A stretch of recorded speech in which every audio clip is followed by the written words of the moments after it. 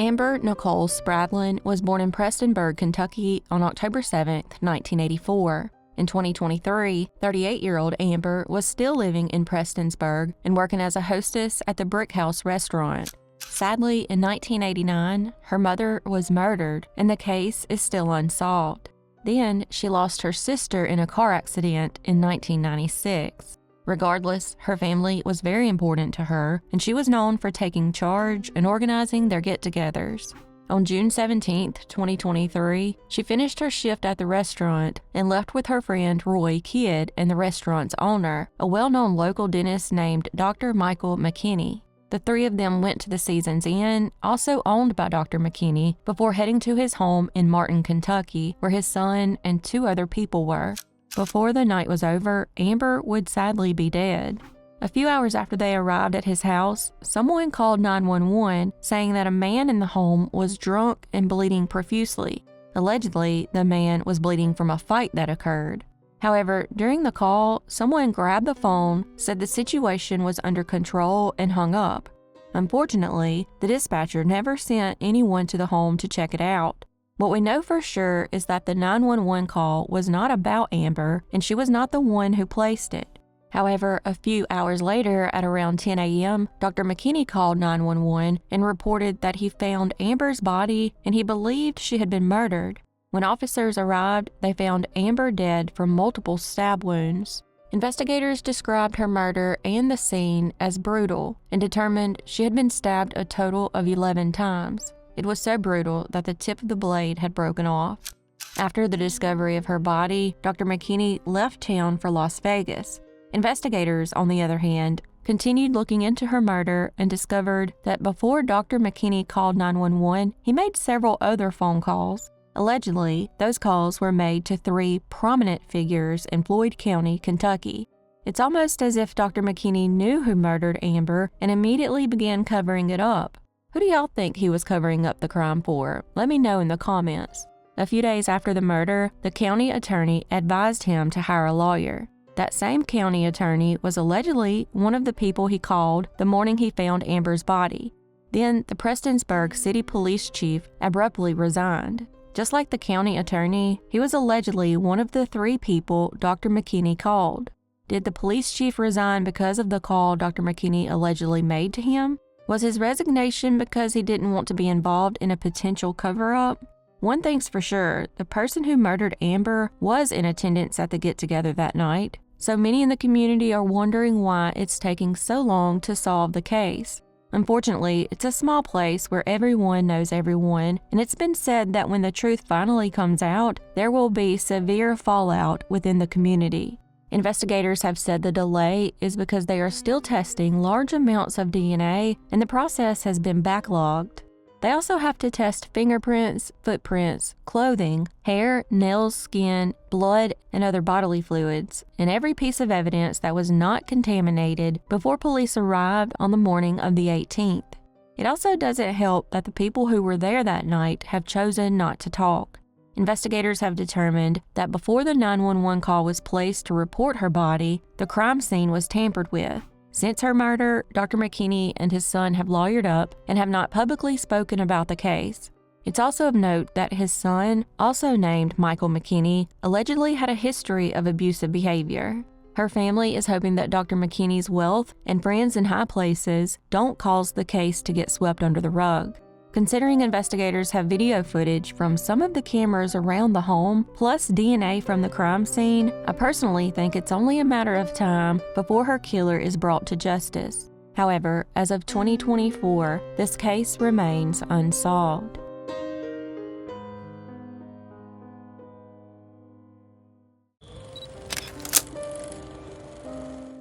Angela Jeanette Roberts was born on March 29, 1965, and went by Angie. On March 6, 1983, she and her husband Daryl gave birth to their daughter Patricia Mae Roberts, who went by Trish. At some point, Trish married Freddie Deatherage, and they had 3 children together, but her daughter Olivia sadly passed away in 2002 when she was only 25 days old. Then, in 2023 and 2024, the Roberts family would experience 2 more unthinkable tragedies. The first tragedy occurred on March 30th, 2023, when Trish strangely went missing. Then, on August 1st, 2023, her decomposed body was found tangled in vines over a hillside near her home on Bald Mountain Road. At first, investigators thought she fell, but an autopsy revealed that she had actually been shot in the head. Angie made it her mission to find out who murdered her daughter. On March 6, 2024, the day Trish would have turned 41, Angie posted on Facebook wishing her a happy birthday and asking anyone with information regarding Trish's death to let her know. She also called out the police, saying they weren't doing anything to solve the case. The following day, at 7:52 p.m., police received a call about a body near a cemetery in walking distance from Trish's home. When officers arrived, they sadly found Angie's body. Just like her daughter, she had been shot and killed. Seems like someone really wanted her to stop looking into her daughter's death. Was it because she was getting too close to finding out the truth? Unfortunately, there is little information on their murders, and as of 2024, both cases remain unsolved.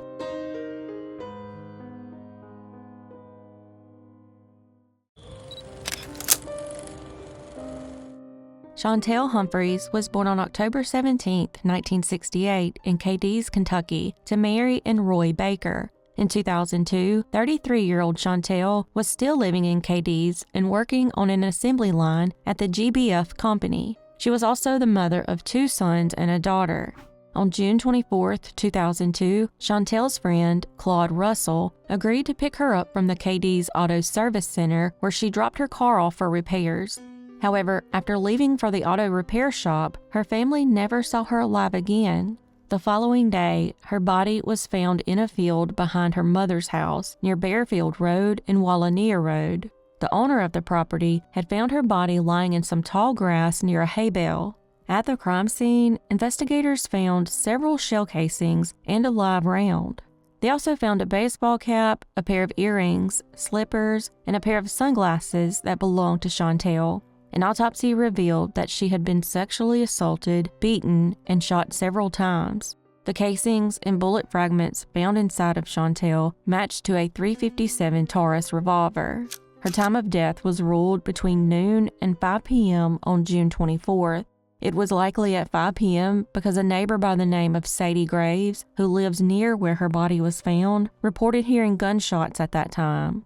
Russell was immediately brought in for questioning and said he followed her to the repair shop, picked her up, and brought her to a home owned by Delina Crenshaw, which was close to where she lived. However, Delina denied seeing Chantell that day. With no other suspects, Russell was arrested and charged with her murder on November 20th, 2002. However, a sergeant with the Kentucky State Police was not happy about the arrest and didn't feel they had enough evidence to convict him. He was right, and a few months later, the charges were dismissed, citing lack of evidence. So the investigators set out trying to find the evidence needed to prosecute Russell, and let me tell you, they found a whole slew of evidence. The main piece of evidence was the gun he owned, a .357 Taurus revolver, the same as the murder weapon. While he admitted to owning it, he allegedly lied to police about its location. When the gun was finally found, investigators messed up and shot it without gloves on, basically contaminating any DNA evidence that might have been on it. Regardless, they were still able to prove that his .357 Taurus was indeed the murder weapon. Investigators also found mud and cow feces on Russell's 1998 gold Chevrolet Cavalier, which they believe came from the field where Chantell was murdered. They also found her footprints in the back seat of the car. When the sexual assault kit results came back, it linked to Russell, but he claimed they had sex at her home before he followed her to the auto center. Using surveillance footage, they determined that Russell was at the Max Fuel gas station in Cadiz on June 24th. This was at 10:32 a.m., and an employee saw him and Chantell there together. While there, Chantell stayed in the car, and he went in and withdrew money from the store's ATM. Cadiz Police Chief Ellis Alexander, who lives near where Chantell's body was found, said he was working an accident scene on I-24 on the afternoon of the 24th when he saw Russell pass by around 1:35 p.m. He said Russell had his girlfriend, Sharon Crenshaw, in the car with him. Interestingly, Dave Duncan, an employee at the KD's Auto Service Center, said that after Chantell dropped her car off, he saw her get in the back seat of a car with 2 people in the front seat. Also of note is that Chief Alexander owned the tobacco and cattle farm where Chantell's body was found and said that Russell had previously worked there. Russell's girlfriend, Sharon, said that on the day Chantell was murdered, Russell came to her home between 10 and 11 a.m. and worked in her yard for a bit. It was while he was working in the yard that Chantell came and asked him if she could borrow his gun to scare a drug dealer named Rodney Phillips. After he finished the yard work, he went home and got ready for work. He then drove back to Sharon's home and picked her up at 1 p.m. When the police chief saw them, they were allegedly heading to their 2:30 to 10:30 p.m. shift at a local manufacturer called Grupo Antolin where they both worked. After their shift, Russell dropped her back off at 11:35 p.m. While there is a lot of circumstantial evidence pointing at Russell, if Chantell was murdered around 5 p.m., it would have been hard for Russell to do it since he was at work. However, could she have been killed earlier in the day? Let's say Russell didn't murder her, then who did? Well, Russell has an idea. He told investigators they should look at Rodney Phillips because Chantell owed him $500. She had sold drugs for him in the past, and they were involved in a sexual relationship. Plus, Russell claimed that when he dropped Chantell off, Phillips and 2 other men, Les Tinsley and Rico Love, were sitting in Delina Crenshaw's driveway. After she was murdered, Phillips, Tinsley, and Rico allegedly returned the .357 Taurus to Russell that Chantell had borrowed and threatened to kill him if he ever told anyone. One thing to note is the confusion around him dropping her off at Delina's house, but then showing back up to get a gun from him. From my research, Sharon and Delina didn't live close to each other, but it was still within walking distance. Did she get into an argument with Phillips after being dropped off? Did she walk to Sharon's home and get Russell's gun after the argument? She was allegedly scared of Phillips, so why would she get out of Russell's car if she saw them parked there? Clearly, someone is lying about the events of the day. When Phillips was brought in for questioning, he said that on the 24th, he spent most of the morning at his friend Michael Tyler's house working on his car. He said afterward, he and Tinsley, along with Craig Wilson, went to lunch. After lunch, they dropped Craig off and then met up with Shanika Acree. The 3 of them allegedly had sex together, which Shanika confirmed. Phillips said that afterward, he dropped Tinsley off at his mother's and went home. He said he only left home again so he could meet back up with Shanika and give her money for the sex. Investigators searched Phillips' maroon Cadillac, but no physical evidence linking him to Chantell's murder was found. Years would go by with no arrest until 2011 when Russell was indicted again. However, the trial that took place in 2012 ended in a split jury, which led to a mistrial. One final twist in this case is Chantell's husband, Joel. Before her death, she was hit by an ice cream truck and had been waiting for the insurance settlement check. She allegedly told Shanika that she was planning to leave Joel after she received it. He has denied involvement but did receive the settlement money after her murder. Unfortunately, it's now been over 20 years since Chantell was murdered, and as of 2024, the case remains unsolved.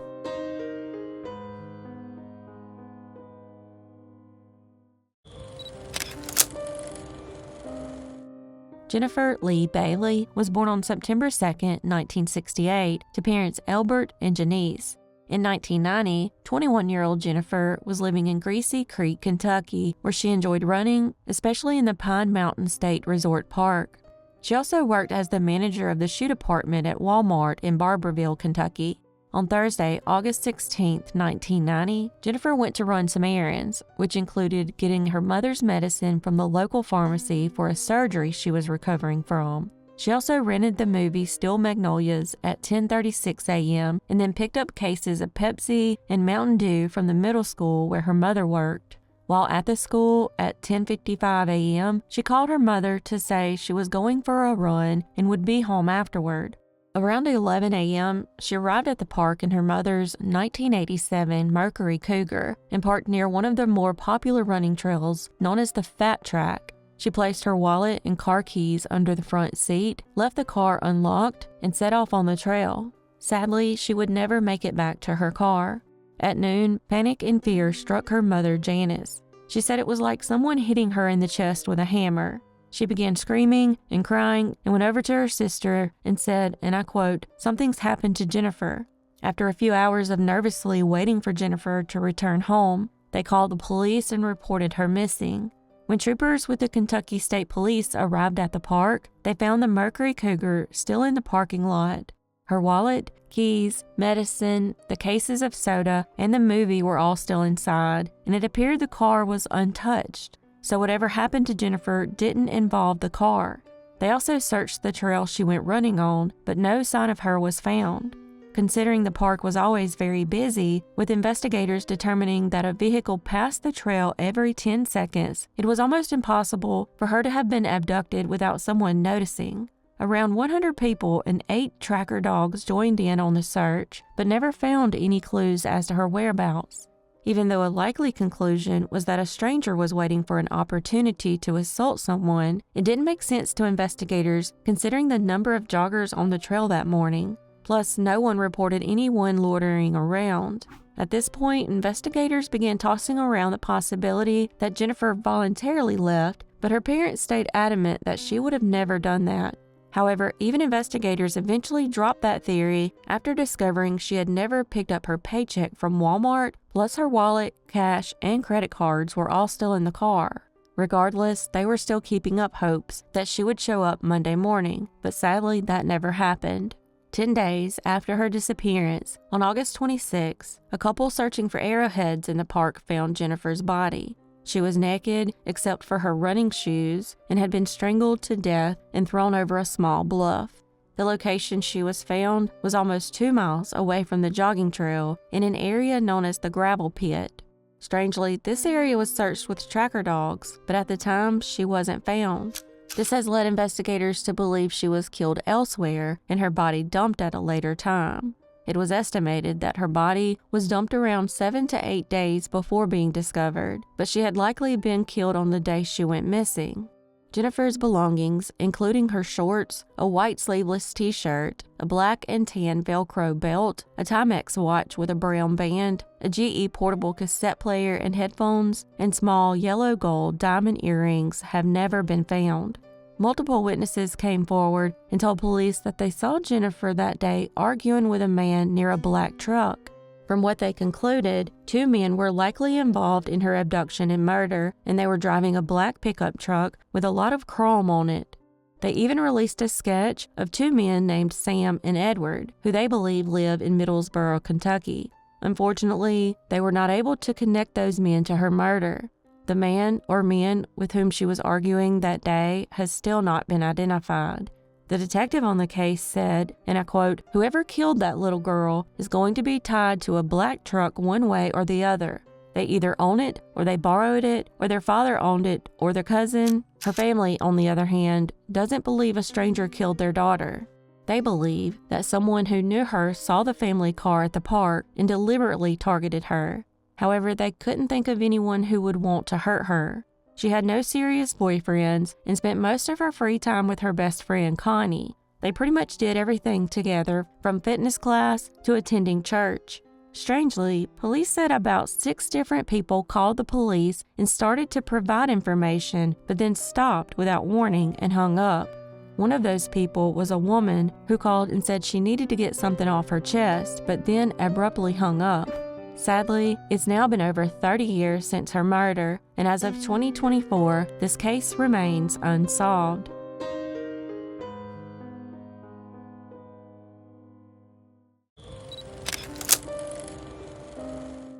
Jason Scott Ellis was born on September 22, 1979, in Cincinnati, Ohio. In 1998, he graduated from Glen Estee High, where he was a Player of the Year for the school's baseball team. He then went on to play for the Cincinnati Reds minor league team. By 2013, Jason was a father of 2 boys and married to Amy Ellis. He was a K-9 police officer for the Bardstown Police Department and had joined the force in 2006. He excelled as a police officer and was even awarded Officer of the Year in 2008.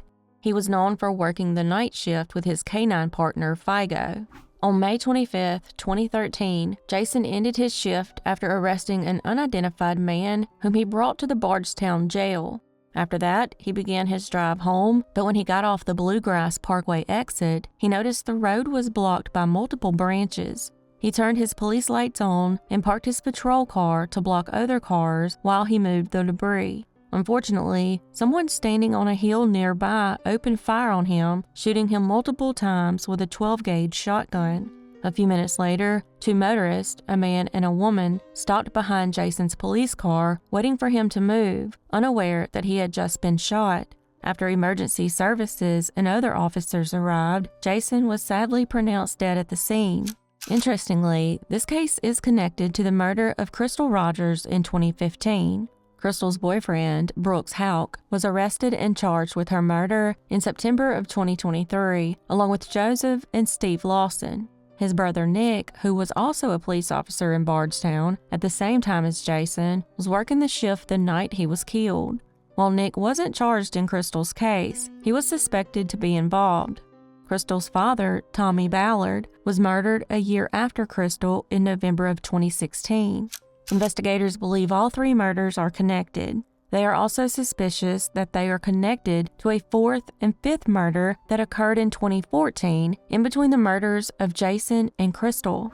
On April 22, 2014, Kathy Netherland, a special education teacher, and her 16-year-old daughter Samantha were brutally murdered in their home. They had both been tied up, tortured, and then stabbed and shot to death. A security camera near their home captured a black Chevy Impala that is possibly connected. If all these cases are really connected, then it sounds like the Houck brothers and their associates were wreaking serious havoc on Bardstown. The biggest issue with these murders is that nobody can figure out a motive. None of the people murdered were bad people and were all very respected in the community. However, an anonymous prison inmate has claimed that Kathy and Samantha were murdered as part of a gang initiation. The inmate also knew quite a bit of details, such as how they were tied to chairs, the manner of death, and that trinkets were taken as trophies. They even said a cell phone jammer was placed outside the home to prevent them from calling 911. Kathy's other daughter, Holly, said the jammer makes sense because she said her mother always had her phone in her hand. From the multiple theories I've read, it sounds like Kathy and Samantha's cases aren't truly connected to the other murders. So why were Jason, Crystal, and Tommy killed? Was Nick a dirty cop? Was Jason about to expose him? Crystal was murdered 2 years after Jason. Did she discover that Brooks or his brother or both had murdered Jason and they were worried she would talk? Did her dad, Tommy, figure this out and they wanted to silence him as well? We may be getting close to solving Jason and Tommy's murders now that Crystal's killers have been arrested, but as of 2024, both cases remain unsolved.